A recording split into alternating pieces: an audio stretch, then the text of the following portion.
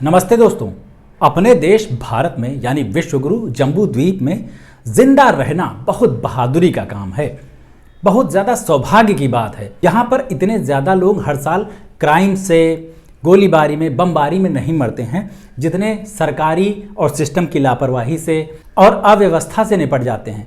दिल्ली से खबर आ रही है कि वहाँ राजेंद्र नगर में कोचिंग संस्थान जो चल रहे थे, जहाँ बच्चे यूपीएससी की तैयारी करने के लिए जाते हैं, वहाँ जो बारिश हुई उससे पानी भर गया। जो बेसमेंट्स में लाइब्रेरी चल रही थी उसमें पढ़ने गए हुए थे बच्चे, और वहाँ पर बच्चों की मौत हो गई। अभी एग्जैक्ट डेटा मालूम नहीं है इसका, 3 की तो पुष्टि हो चुकी है, बाकी के बारे में भी ऐसी ही खबरें आ रही हैं। इससे स्टूडेंट्स का गुस्सा फूट पड़ा है, क्योंकि वहाँ काफ़ी समय से स्टूडेंट्स इस बात की शिकायत कर रहे थे कि यहाँ पर जो कोचिंग संस्थान 2-2 लाख रुपए की फ़ीस ले रहे हैं, ये उतनी अच्छी सुविधा नहीं दे रहे हैं जितनी फीस ले रहे हैं। स्टूडेंट्स ने इसके खिलाफ मोर्चा खोल दिया है।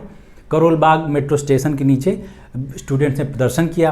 कह रहे थे कि एमसीडी के अधिकारियों से मिलना है, लेकिन एमसीडी के अधिकारी तो नहीं आए, पुलिस आ गई। पुलिस स्टूडेंट्स को उठा के ले गई, ऐसा खबरों में आया है। और जितने लोग हैं सब लीपापोती करने में लगे हुए हैं। दिल्ली सरकार अलग लीप रही है, उसके मुख्यमंत्री जेल में बैठे हुए हैं। एमसीडी से कोई लेना देना नहीं। एलजी साहब की लगता है बैटरी ही फूक गई है, इसलिए कुछ नहीं कर पा रहे हैं, सिर्फ जांच के आदेश दे दिए हैं। इसी तरह आतिशी मारलेना जो वहाँ की मिनिस्टर हैं, जल मंत्री हैं, उन्होंने भी जाँच के आदेश दे दिए हैं। सब ने जाँच के आदेश दे दिए हैं और ट्वीट खेले जा रहे हैं। लेकिन ये सब तब याद आया है जब छात्रों की जान चली गई है। अभी ऐसा ही एक और दुखद हादसा कुछ दिन पहले उस इलाके में हुआ था। एक यूपीएससी एस्पिरेंट गया था, लोहे के गेट को पकड़ा और उसमें बिजली उतर आई थी, करंट उतर आया था, क्योंकि वहाँ पर पानी भरा हुआ था। उसी में चिपक कर बेचारे की मौत हो गई। अब इतने सारी मौतें हो रही हैं पानी की वजह से, बिजली की करंट की वजह से, लेकिन लोग यहाँ जागते तब हैं जब हादसा हो जाता है। उसके पहले किसी को नहीं याद आती, उसके पहले सब इधर उधर में लगे रहते हैं। और बाद में भी जब हादसा हो जाता है ना, तब भी जिम्मेदारी नहीं तय करनी है किसी की। कोई इस्तीफे नहीं होते हैं, कोई जेल नहीं भेजा जाता है, किसी से जुर्माना नहीं वसूला जाता है। सिर्फ ट्वीट खेलते रहते हैं और बताते रहते हैं जांच की जा रही है, बहुत ज़्यादा क्या होगा, मुआवजा दे दिया जाएगा। लेकिन जिन माँ बाप के बच्चे इस हादसे में नहीं रहे, उनका सामना करके कोई ये बकवास हो, ये जो गलबजी कर रहे हैं, ये कर सकता है क्या? उनको ये जवाब दिया जा सकता है कि नहीं, इस काउंटर पर नहीं, उस काउंटर पर जाइए, इसकी जिम्मेदारी हमारी नहीं उनकी है। भाई साहब, हो सकता है कंटाप मार के मुंह सुझा दें, क्योंकि जिसका 18-20 साल का लड़का या लड़की इस दुनिया से छोड़ के चला गया, उसके लिए अब इस दुनिया में कुछ बचा नहीं। मतलब बहुत बड़ा नुकसान है। पुरानी कहावत है कि किसी के लिए भी सबसे बड़ा दुख क्या हो सकता है, तो बाप के कंधे पर बच्चे का जनाजा। इससे बड़ा दुख कोई हो ही नहीं सकता। और यहाँ पर ये दुख दिए पड़े हैं। ये इंसान के जान की कीमत है, मतलब कॉकरोच से भी ज़्यादा गई गुजरी है। और टैक्स टाइम से जमा करते रहिए, बस टाइम से फीस जमा करते रहिए कि आपकी तैयारी में कोई कमी ना रह जाए और जिसकी वजह से आपका सिलेक्शन लटक ना जाए। कोचिंग संस्थानों की फीस उसी तरह काम कर रही है जैसे टैक्सेशन सिस्टम काम कर रहा है सरकार का। फीस जो है वो इतनी ज़्यादा है, सुविधाएँ हैं इतनी सी। जैसे सरकार टैक्स लेती है इतना सारा और सुविधाएँ देती है इतना सा। मतलब टैक्स भर के दो, फीस भर के दो, और सुविधाओं के नाम पे बाबा जी का ठुल्लू। कुछ भी मांग मत लेना, मांग लोगे तो पुलिस है उनके पास, लठिया के अंदर कर देंगे। भाई साहब, किससे सवाल करोगे आप और किसको जिम्मेदार ठहराओगे? अभी आप दिल्ली सरकार को जिम्मेदार ठहराइए तो आपको भक्त बोल दिया जाएगा, बीजेपी सरकार को जिम्मेदार ठहराइए तो आपको आपिया बोल दिया जाएगा। आप सरकारी कारिंदों पर सवाल नहीं उठा सकते हैं, क्योंकि इससे भी एंटी नेशनल घोषित किए जाने का खतरा है। हो सकता है कि आपके घर में बुलडोज़र भी चल जाए। अगर बुलडोज़र नहीं भी चलता है, बहुत ज़्यादा किस्मत अच्छी रहती है, उसके बावजूद सोशल मीडिया पर ट्रोलिंग तो हो ही जाएगी। सवाल किसी भी शक्तिशाली से पूछना नहीं है। जिसके हाथ में सत्ता है, जिसके हाथ में पावर है, जो जिम्मेदार है, उनसे किसी से सवाल पूछना नहीं है। किसी से आप नहीं पूछ सकते हैं कि जब ये हादसे होने वाले थे, जब वहाँ के छात्र इसको लेके शिकायतें कर रहे थे, उस टाइम पे किसी ने ध्यान क्यों नहीं दिया? ना सरकार के कान पे जू रेंगी, ना एमसीडी के कान पे जू रेंगी, ना मेयर के कान पे जू रेंगी, ना एलजी साहब के। और अगर कुछ अच्छा हो जाता है तो क्रेडिट लेने के लिए सारे कैमरा जीवी पहुँच जाते हैं। कितनी बेहतरीन व्यवस्था है भाई साहब अपने देश की। अभी अपने देश में सिर्फ यूपीएससी ही नहीं, हर तरह की प्रतियोगी परीक्षा की तैयारी बहुत ज़्यादा मुश्किल होती जा रही है। कहीं पे पेपर लीक हो जाएगा, कहीं एग्ज़ाम ही कैंसिल हो जाएगा।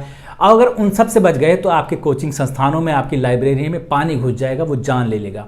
मतलब कि स्टूडेंट्स हमारे देश के जान पर खेल कर जा रहे हैं वहाँ पर परीक्षा देने के लिए, तैयारी करने के लिए। क्या देश है भाई, क्या सुंदर सिस्टम है।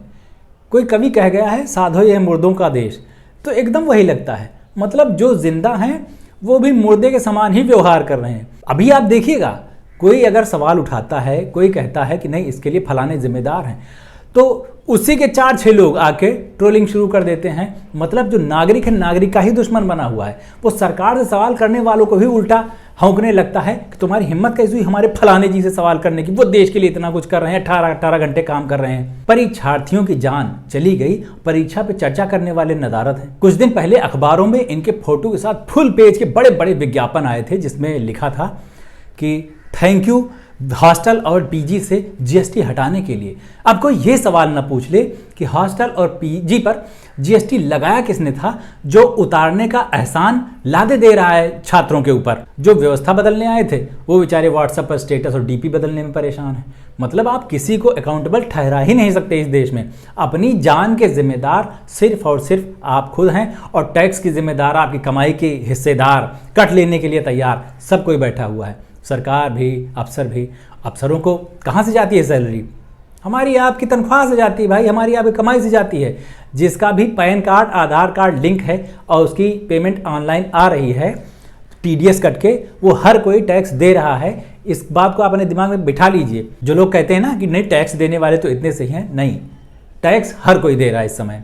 कोई डायरेक्ट टैक्स दे रहा है, कोई इनडायरेक्ट टैक्स दे रहा है, हर कोई दे रहा है। और उसके बदले में आपको ये वर्ल्ड क्लास सुविधा मिल रही है मौत की, कि आप पानी में डूब के मर जाएंगे, करंट लगने से मर जाएंगे, एयरपोर्ट गिरेगा उस पर मर जाएंगे, होर्डिंग गिर जाएगी उसके नीचे मर जाएंगे, पुल गिर जाएगा उसके नीचे मर जाएंगे। कहीं जान आपकी सलामत है ही नहीं।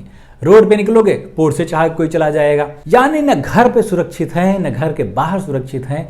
आपकी जान या तो आपके भरोसे है या राम भरोसे है। अभी तक ऐसा कोई ऐलान हुआ नहीं है, लेकिन पूरे चांसेस हैं इस बात के कि सरकार ऐलान कर दे कि जिन छात्रों की मौत हुई है उनके पेरेंट्स को मुआवजा दिया जाएगा, उनकी फैमिली को अच्छा मोटा मुआवजा। लेकिन इससे क्या उनके बच्चे लौट आएंगे? आखिर वो जो मुआवजा दिया जाएगा वो उनके कितने समय तक काम आएगा? कितना ज़्यादा मुआवजा दे दिया जाएगा कि उनकी पूरी की पूरी पीढ़ी बैठ के खाती रहे? और एक बात अपने दिमाग में अच्छी तरीके से डाल लीजिए, अपने देश में जो मौतों के बदले मुआवजा दिया जाता है ना, ये सांत्वना दे देता है, लेकिन उससे बहते आंसू नहीं रोके जा सकते, उससे किसी की ज़िंदगी का सहारा नहीं बना जा सकता है। अभी आप खुद ये प्रयोग करके देख लीजिए अपने घर में, अपने रिश्तेदारी में, अपने दोस्तों से या घर में आसपास, कि किसी के भी घर में जाइए और कहिए कि अपना बच्चा हमको दे दो और उसके बदले में 1 करोड़ रुपए ले लो। हम आपकी बच्चे की कुछ भी करेंगे, जान नहीं लेंगे, हम कुछ भी करेंगे उसका, बस हमारे हाथ भेज दो। कितने लोग तैयार होंगे ऐसा करने के लिए?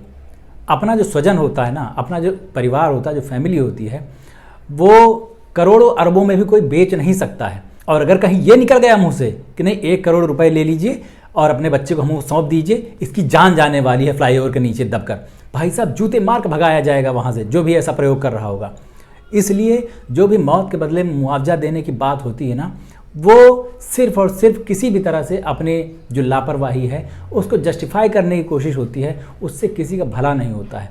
अगली बार ऐसा कोई हादसा हो तो जो जिम्मेदार हैं इसके, उनको ज़्यादा से ज़्यादा सज़ा दी जाए, ताकि लोगों को पता चले कि शिकायतों को इग्नोर करने का अंजाम क्या होता है, मोटी फीस लेके काम नहीं करने का अंजाम क्या होता है, मोटा टैक्स लेके सुविधाएं नहीं देने का अंजाम क्या होता है। तब लोगों के दिमाग में एक कॉन्सेप्ट क्लियर होगा कि जो स्टूडेंट तुम्हारे पास मोटी फीस भर के आ रहा है वो तुम्हारा कस्टमर है, तुम उसका खून चूस नहीं सकते, तुमको उसको सुविधाएं देनी पड़ेंगी। बेसिक नहीं, जितना पैसा तुमने लिया है उसके आधार पर तुमको सुविधाएं देनी पड़ेंगी, तब ये जस्टिफाई होगा। और तुम उसके बदले में उसको मौत का उपहार दे रहे हो। कोई तो अकाउंटेबल होना चाहिए ना इसके लिए। इससे ज़्यादा कड़वा तो मैं नहीं बोल सकता। नहीं, गालियाँ देनी आती हैं, लेकिन उससे कोई फ़ायदा नहीं है। गालियाँ गोलियाँ इन सब का कोई मतलब नहीं है। जो प्रोटेस्ट कर रहे हैं लोग वहाँ पर, असली काम वो कर रहे हैं। हमारा क्या है, हम तो सामने बैठ के वीडियो बना दे रहे हैं, 4 लोगों तक पहुंच जाता है, तो लोगों को समझ में सिर्फ इतना आ जाता है कि हम जो वोट कर रहे हैं वो किसके लिए कर रहे हैं। कोई बदलाव लाने की वकालत कर रहा है, हमारी सुविधाएं बढ़ाने की वकालत कर रहा है, उसको दे रहे हैं, या हिंदू मुस्लिम के नाम पर, जाति धर्म के नाम पर वोट कर रहे हैं कि अब्दुल टाइट कर दिया जाएगा, इसके लिए वोट कर रहे हैं। अभी कल ही एक महानुभाव का ट्वीट देखा, IIT से पास आउट हैं और यूट्यूब पे उनका चैनल है, कोई फ्लाइंग करके नाम है उस चैनल का, भूल रहा हूँ अभी, बॉडी बिल्डर बंदा है वो, और पहले शायद पायलट था।